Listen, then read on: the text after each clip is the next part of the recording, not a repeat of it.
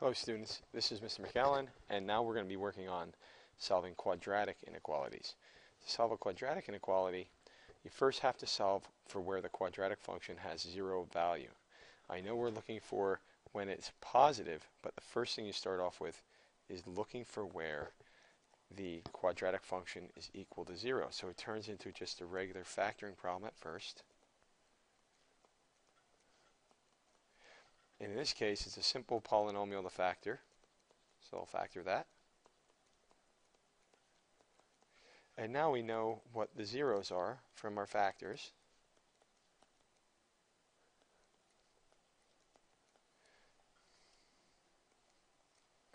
So x equals -1 for one zero, x equals -2 for the other zero.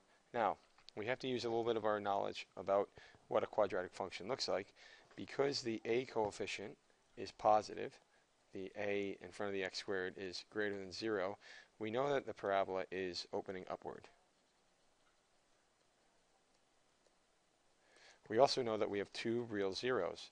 So when we graph just a representation of what the parabola looks like, we're at -1 and -2, and the parabola will behave as such.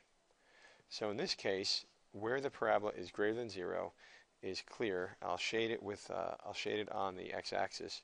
It's greater than 0 in this domain, and it's greater than 0 in this domain. And if we write that in an interval notation, you would say from -infinity up to -2, or from 1 up through infinity. I'm sorry, -1 up through infinity. And this would be the way that you solve a quadratic inequality. Remember, first factor,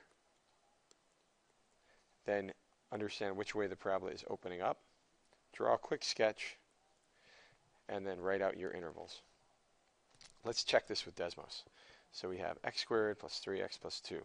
So I'll just put in x squared plus 3x